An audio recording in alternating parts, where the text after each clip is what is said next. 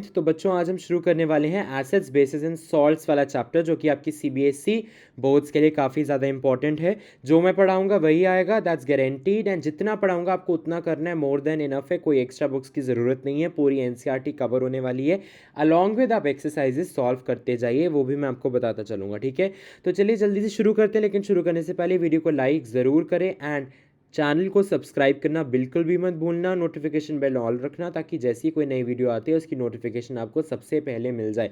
तो चलिए शुरू करते हैं with the chapter acids bases and salts. सबसे पहले हम एसिड्स और बेसिस के बारे में जानेंगे, और सॉल्ट्स वाला पोर्शन हम बाद में करेंगे, ओके। तो सबसे पहले हम एसिड्स बेसिस की बात करते हैं, जनरल प्रॉपर्टीज, ओके। एसिड्स को जब आप टेस्ट करते हो तो वो खट्टे होते हैं टेस्ट में। खट्टे को हम क्या कहते हैं इंग्लिश में? Sour. Acids are sour to taste. And अगर हम बेसिस की बात करें, bases are bitter to taste, मतलब बेसिस कड़वे होते हैं अगर हम उन्हें टेस्ट करें। ऑब्वियसली एसिड्स और बेसिस को आप ऐसे डायरेक्टली तो नहीं कर सकते taste, you have to dilute it. Dilute करने का मतलब बहुत ज़्यादा पानी ऐड करते हो ताकि एसिड्स और बेसिस कोरोसिव ना रहे, हार्मफुल ना रहे। बात समझ में आई? ओके। अब हम आगे बढ़ते हैं इंडिकेटर्स के बारे में। व्हाट आर इंडिकेटर्स बच्चों? इंडिकेटर्स ऐसे सब्सटेंसेस होते हैं जो हमें बताते हैं कि एक पर्टिकुलर सोल्यूशन के अंदर एसिड प्रेजेंट है या बेस प्रेजेंट है। Basically these indicators are substances which are used to identify the presence of an acid or a base in a given solution। क्या बात समझ में आई? इंडिकेटर्स तीन तरह के होते हैं बच्चों। पहला टाइप है नेचुरल इंडिकेटर्स, जो नेचुरली ऑब्टेन किए जाते हैं। सेकेंड टाइप है सिंथेटिक इंडिकेटर्स, जिन्हें हमें लैब्स वगैरह में हम उन्हें सिंथेसाइज करते हैं। And the third are olfactory indicators, ठीक है। अब जो ये नेचुरल और सिंथेटिक इंडिकेटर्स हैं, ये वाले इंडिकेटर्स जो हमारे सिलेबस के अंदर है बच्चों, ये अपना कलर चेंज करते हैं जैसे ही एक एसिड और बेस की प्रेजेंस में आते हैं। क्या बात समझ में आई? अभी हम आगे धीरे धीरे करके पढ़ेंगे, आपको सब समझ आ जाएगा। नेचुरल इंडिकेटर्स के एग्जांपल्स जो आपने पढ़ने हैं, that is litmus and turmeric. Litmus and turmeric, litmus एक सोल्यूशन होता है जो लाइचिन से डिराइव किया जाता है, और टर्मरिक हो गई आपकी हल्दी। तो ये नेचुरल इंडिकेटर्स हैं, ओके। अब लिटमस सोल्यूशन के अंदर जब हम एक पेपर को डिप कर देते हैं तो उस पेपर को कह देते हैं हम लिटमस पेपर, ठीक है। और litmus paper is generally mostly used to detect whether it is an acid or a base, whether a given solution is an acid or a base। ऐसा क्यों? ध्यान से देखो, एसिड्स के अंदर जब हम एक ब्लू लिटमस पेपर को डिप करते हैं ना, तो वो ब्लू लिटमस पेपर रेड बन जाता है, मतलब रेड कलर आ जाता है, उस ब्लू पे चढ़ जाता है रेड कलर, ठीक है। यानी you can say acids turn blue litmus red. बात समझ में आई? वहीं अगर हम बेसिस के अंदर जब रेड लिटमस पेपर को डिप करते हैं, देखो लिटमस पेपर के दो कलर्स होते हैं, एक होते हैं ब्लू और एक होता है रेड। अगर आप एसिड्स के अंदर ब्लू लिटमस पेपर को डिप करोगे तो वो रेड हो जाएगा, अगर बेसिस के अंदर आप रेड लिटमस पेपर को डिप करोगे तो वो ब्लू में कन्वर्ट हो जाएगा, ठीक है। Very easy it is, okay. And turmeric, तो इससे बेसिकली इससे हमें कैसे पता लगा लिटमस एक इंडिकेटर है? देखो ध्यान से, ब्लू कलर को चेंज कर दिया रेड में जब लिटमस पेपर को एसिड में डाला गया, इसका मतलब कलर चेंज हुआ। तो कलर चेंज किया मतलब एक इंडिकेट किया ना, अपने ओरिजिनल कलर को चेंज करके नया कलर देना, कुछ इंडिकेशन मिली हमें। और अगर ब्लू से रेड में कन्वर्ट होता है तो इसका मतलब वो गिवन सोल्यूशन एक एसिड है। अगर रेड से ब्लू इंडिकेशन मिल रही है हमें, हो रहा है, तो मतलब वो जिसके अंदर ये अपना लिटमस पेपर को डिप किया गया है वो एक बेसिक सोल्यूशन है। बात समझ में है? बेसिक सोल्यूशन मतलब बेस है उसके अंदर। एसिडिक सोल्यूशन मतलब उसके अंदर एसिड डला हुआ है, जो भी सोल्यूशन आपके पास है जिसको आप टेस्ट कर रहे हो लैब के अंदर, ठीक है। वहीं हमारे पास दूसरे नेचुरल इंडिकेटर क्या है? टर्मरिक। बच्चों टर्मरिक का एसिड के साथ तो कोई रिएक्शन नहीं, लेकिन बेसिक सोल्यूशन के साथ ज़रूर होता है। आपने आमतौर पे देखा होगा, आपकी शर्ट पे जब हल्दी का दाग लग जाता है, तब जब आप उसमें सोप रगड़ते हो, आपको पता है soap is a basic, it is basic in nature.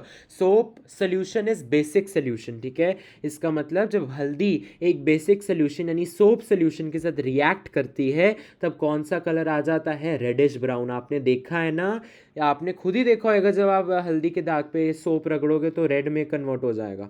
यानी एक इंडिकेशन मिली, कलर चेंज हुआ। येलो जो कि टर्मरिक का कलर है, वो किस में कन्वर्ट हो गया? रेडिश ब्राउन में, जब हमने बेसिक सोल्यूशन यानी सोप सोल्यूशन उस पर रगड़ा, है ना। तो एक कलर चेंज हुआ, इसका मतलब ये इंडिकेट हुआ कुछ। और जब ऐसे येलो से, जो कि टर्मरिक का कलर था, रेडिश ब्राउन में कन्वर्ट हो रहा है वो कलर, स्टेन जो भी है बेसिक सोल्यूशन लगाने पे, इसका मतलब जो सोल्यूशन आपने अप्लाई किया है या आप टेस्ट कर रहे हो टर्मरिक की हेल्प से, वो एक बेसिक सोल्यूशन है। क्या बात समझ में आई? Very simple it is. Okay, अब हम बात करते हैं सिंथेटिक इंडिकेटर्स के बारे में। सिंथेटिक इंडिकेटर्स बच्चों आपके दो हैं सिलेबस के अंदर, one is methyl orange and the other is phenolphthalein. Okay, अच्छा, अब मिथाइल ऑरेंज को अगर आप, ये ऑब्वियसली ऑरेंज नाम से पता लग रहा है ऑरेंजिश कलर का होगा ये, एंड फिनोप्थिलिन इज कलरलेस, मतलब कि मिथाइल ऑरेंज का खुद का कलर ऑरेंज होता है एंड फिनोप्थिलिन का खुद का कलर कलरलेस होता है। मिथाइल ऑरेंज को जब आप एक एसिड के अंदर डालोगे तो वो कौन सा कलर देगा? वो ऑरेंज कलर कन्वर्ट हो जाएगा रेड में। एंड एक बेसिक मीडियम में, यानी एक बेस के साथ जब मिथाइल ऑरेंज रिएक्ट करेगा तो वो येलो में कन्वर्ट हो जाएगा। ठीक है, तो ये एरोज ये जो खाली हैं आप यहाँ पे लिख सकते हो, आपकी एनसीईआरटी में भी एक टेबल बना हुआ है। एसिड्स के साथ जब रिएक्ट करेंगे तो रेड कलर देगा मिथाइल ऑरेंज, और बेसिस के साथ जब मिथाइल ऑरेंज रिएक्ट करता है तब वो येलो कलर देगा। बात समझ में आई? सिमिलरली फिनोप्थिलिन, फिनोप्थिलिन का थोड़ा सा डिफरेंट है। फिनोप्थिलिन जब आपका एसिड के साथ रिएक्ट करता है तब कोई कलर चेंज नहीं रहता, मतलब पहले भी फिनोप्थिलिन कलरलेस था, एसिड के अंदर डालोगे तो भी वो कलरलेस रहेगा। लेकिन फिनोप्थिलिन को जब आप बेस के अंदर डालोगे तो वो लाइट पिंक कलर आपको देगा। ठीक है, लाइट पिंक कलर आपको देगा बेस के अंदर।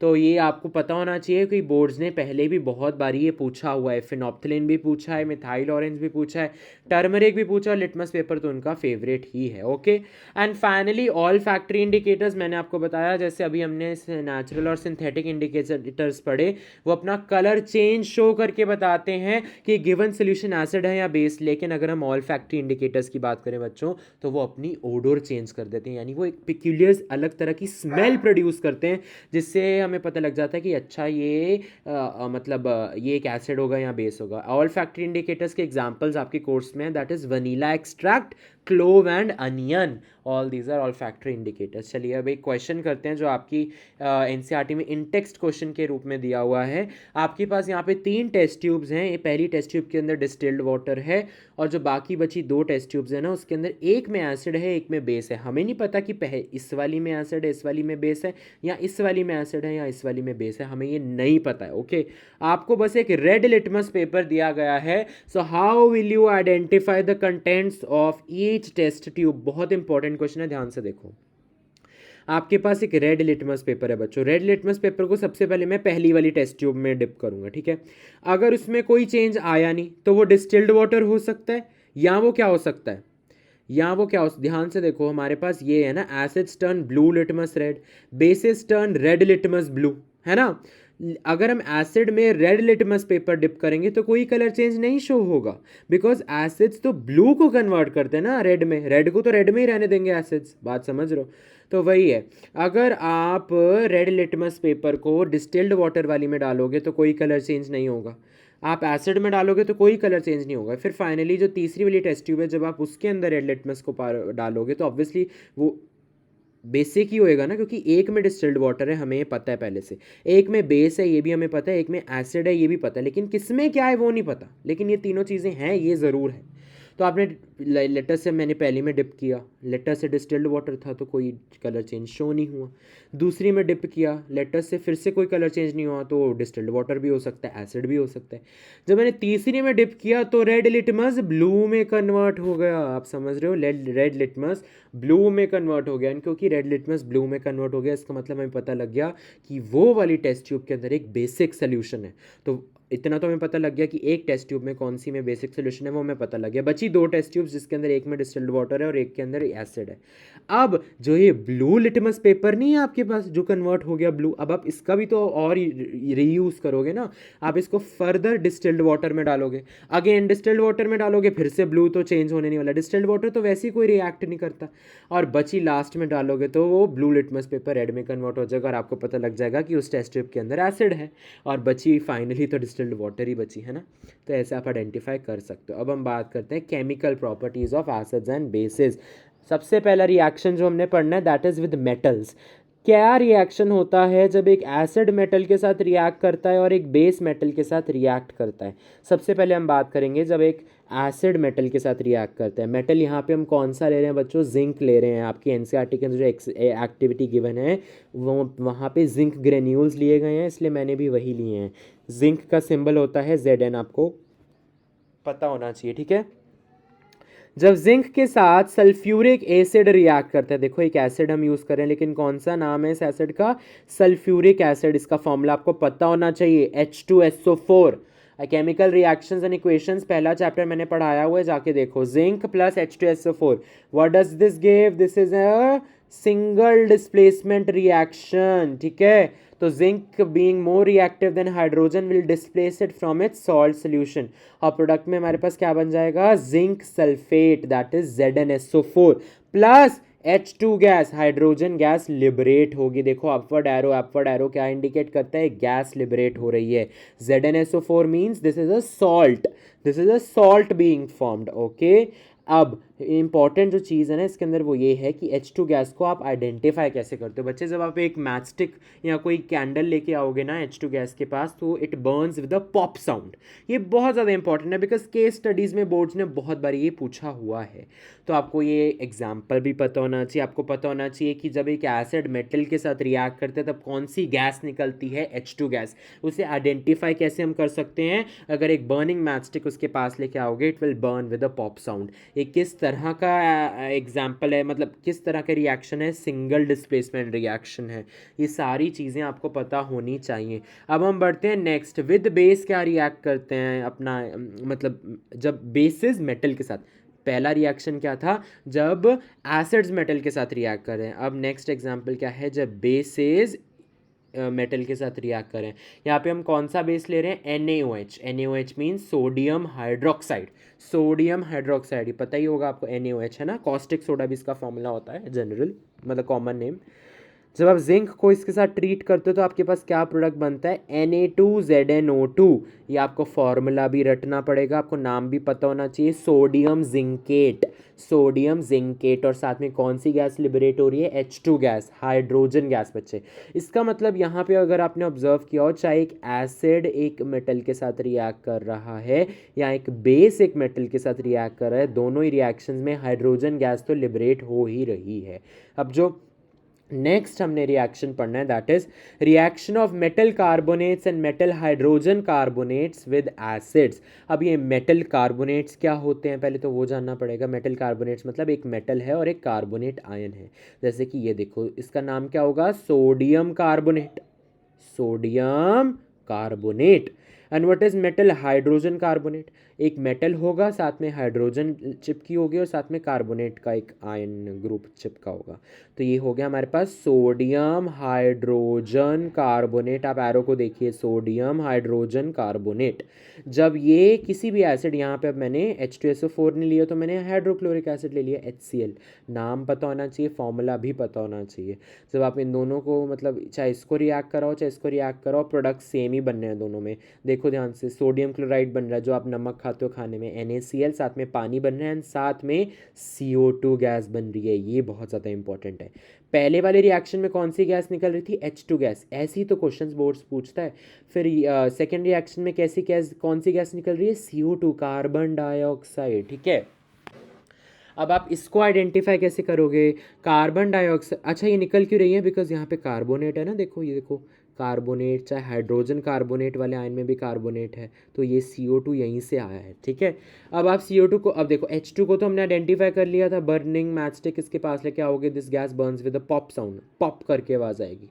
लेकिन CO2 को कैसे आइडेंटिफाई करोगे बच्चे, CO2 को जब आप कैल्शियम हाइड्रोक्साइड सोल्यूशन यानी लाइम वाटर से पास करते हो ना, तो आपको पता लगेगा कि वो lime water water turns milky. क्यों, क्योंकि कैल्शियम कार्बोनेट बन जा रहा है, एक वाइट PPT बन जाता है, दैट इज़ कैल्शियम कार्बोनेट। अब यहाँ पे दो केसेस होते हैं बच्चे, अगर आप CO2 को लिमिट में डालोगे ना तो आपको वाइट PPT ये मिल जाएगा, कैल्शियम कार्बोनेट। लेकिन अगर आप CO2 को एक्सेस में डाल दोगे, यानी ये जो प्रोडक्ट बने हैं ना कैल्शियम कार्बोनेट साथ में पानी बने, इसमें आप ये कैल्शियम कार्बोनेट और पानी के अंदर और ज़्यादा CO2 फूक रहे हो, तो ये फाइनली वाइट कलर जो है ना, मिल्की कलर, वो भी डिसअपियर हो जाएगा, बिकॉज ये जो कैल्शियम कार्बोनेट है ये सॉल्युबलाइज कर जाएगा पानी के अंदर, एंड जब सॉल्युबलाइज करेगा तो calcium carbonate will get converted into calcium hydrogen carbonate. और ये इसका फॉर्मूला है Ca ब्रैकेट में HCO3 और ब्रैकेट के नीचे 2, CaHCO3 होल ट्वाइस। बात समझ में आई? ये फॉर्मूलाज नाम सब पता होना चाहिए। देखो एक ये भी मेटल हाइड्रोजन कार्बोनेट है, ये मेटल कार्बोनेट है, ठीक है। तो ये दोनों आपके ये एग्जांपल आपको देखो 4 एग्जांपल्स पता लग गए। Sodium carbonate, sodium hydrogen carbonate, calcium hydrogen carbonate, calcium carbonate. बात समझ में आई? And finally what are the different forms of calcium carbonate, ये भी आपको पता होना चाहिए अगर 1 नंबर में पूछा।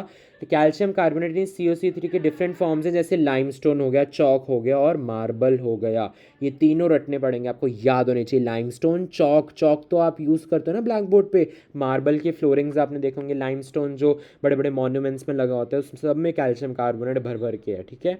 सो फाइनली अभी हमने ये 2 प्रॉपर्टीज़ अच्छी तरह से पढ़ी है। ये इंट्रोडक्टरी लेसन था बेसिकली।